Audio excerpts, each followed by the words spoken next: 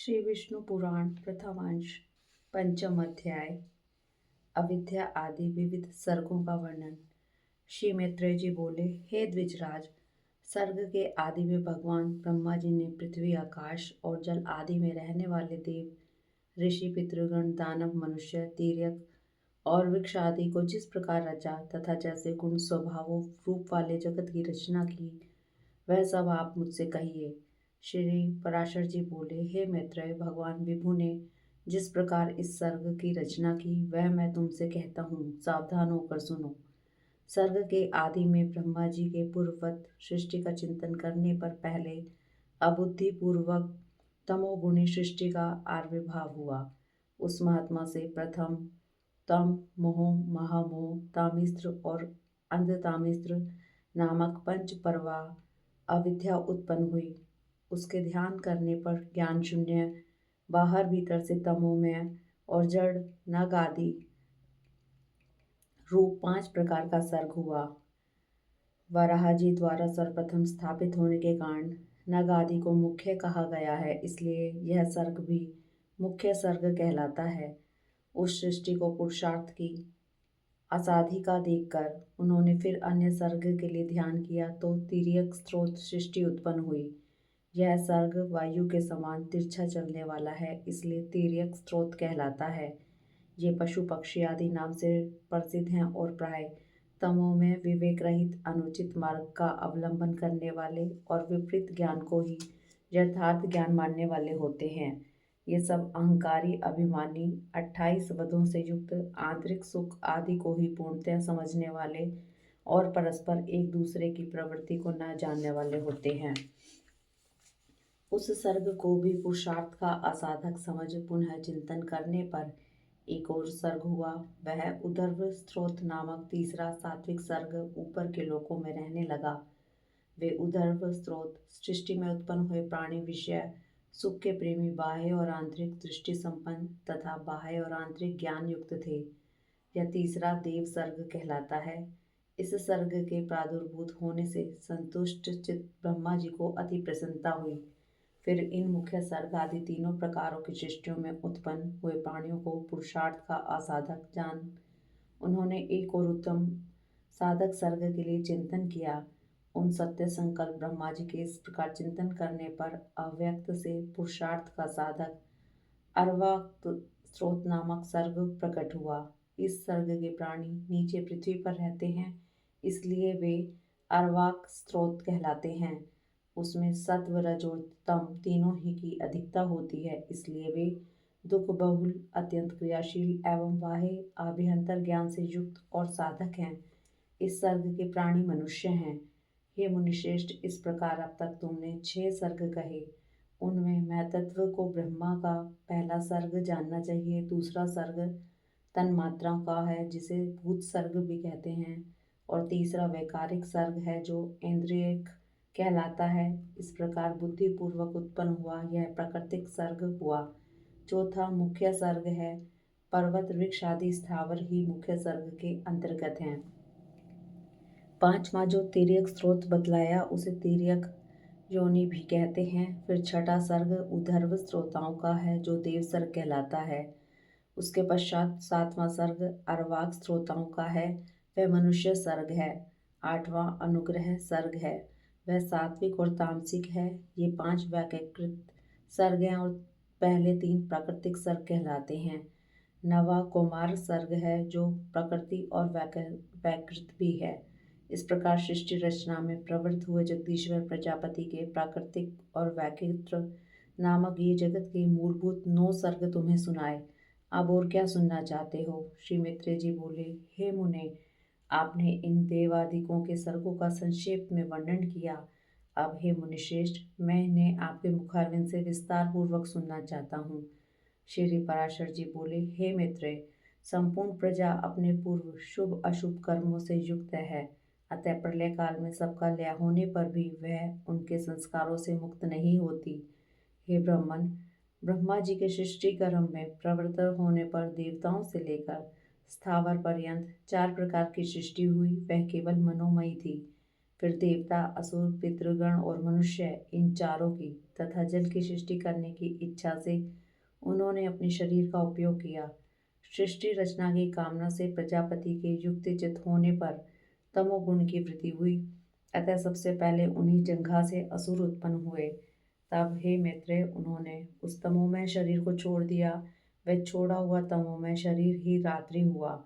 फिर अन्य देह में स्थित होने पर सृष्टि की कामना वाले उन प्रजापति को अति प्रसन्नता हुई और हे द्विज, उनके मुख से सत्व प्रधान देवगण उत्पन्न हुए। तदंतर उस शरीर को भी उन्होंने त्याग दिया। वह त्यागा हुआ शरीर ही सत्व स्वरूप दिन हुआ। इसलिए रात्रि में असुर बलवान होते हैं और दिन में देवताओं का बल विशेष होता है। फिर उन्होंने आंशिक सत्व में अन्य शरीर ग्रहण किया और अपने को पितृवत मानते हुए अपने पार्श्व भाग से पितृगण की रचना की। पितृगण की रचना कर उन्होंने उस शरीर को भी छोड़ दिया। वह त्यागा हुआ शरीर ही दिन और रात्रि के बीच में स्थित संध्या हुई। तत्पश्चात उन्होंने आंशिक रजों में अन्य शरीर धारण किया। हे द्विज श्रेष्ठ, उससे रजा प्रधान मनुष्य उत्पन्न हुए। फिर शीघ्र ही प्रजापति ने उस शरीर को भी त्याग दिया। वही ज्योत्सना हुआ जिसे पूर्व संध्या अर्थात प्रातःकाल कहते हैं। इसलिए हे मित्र, प्रातःकाल होने पर मनुष्य और सायंकाल के समय पितर बलवान होते हैं। इस प्रकार रात्रि, दिन, प्रातःकाल और सायंकाल ये चारों प्रभु ब्रह्मा जी के ही शरीर हैं, तीनों गुणों के आश्रय हैं। फिर ब्रह्मा जी ने एक और रजो मात्रात्मक शरीर धारण किया। उसके द्वारा ब्रह्मा जी से क्षुधा उत्पन्न हुई और क्षुधा से काम की उत्पत्ति हुई। तब भगवान प्रजापति ने अंधकार में स्थित होकर क्षुधाग्रस्त सृष्टि की रचना की। उसमें बड़े करूप और दाढ़ी मूछ वाले व्यक्ति उत्पन्न हुए। वे स्वयं ब्रह्मा जी की ओर ही उन्हें भक्षण करने के लिए दौड़े। उनमें से जिन्होंने यह कहा कि ऐसा मत करो, इनकी रक्षा करो, वे राक्षस कहलाए, और जिन्होंने कहा हम खाएंगे, वे खाने की वासना वाले होने से यक्ष कहे गए। उनकी इस अनिष्ट प्रवृत्ति को देखकर ब्रह्मा जी के केश सिर से गिर गए और फिर पुनः उनके मस्तक पर आरूढ़ हुए। इस प्रकार ऊपर चढ़ने के कारण वे सर्प कहलाए और नीचे गिरने के कारण अहि कहे गए।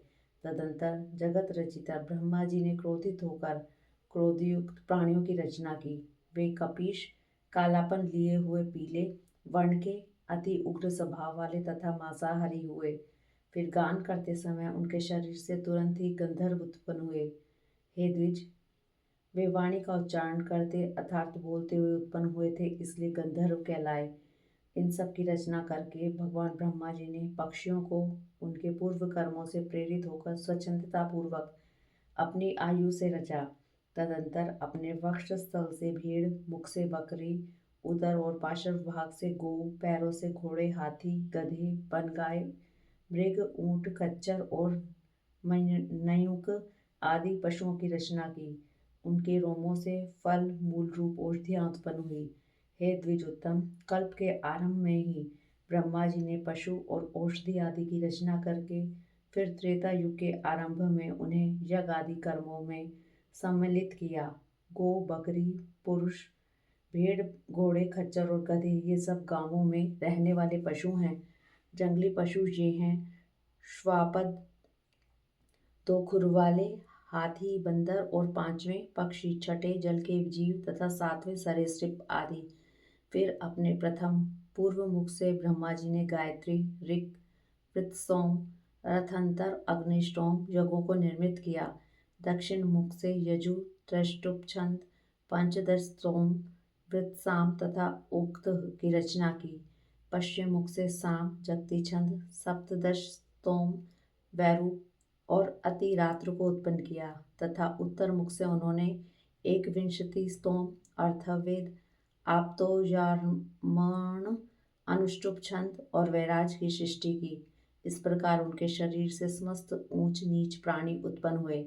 उन आदिकर्ता प्रजापति भगवान ब्रह्मा जी ने देव, असुर, पितृगण और मनुष्य की सृष्टि कर तदंतर कल्प का आरंभ होने पर फिर यक्ष, पिशाच, गंधर्व, अप्सरागण, मनुष्य, किन्नर, राक्षस, पशु, पक्षी, मृग और सर्प आदि संपूर्ण नित्य एवं अनित्य स्थावर जंगम जगत की रचना की।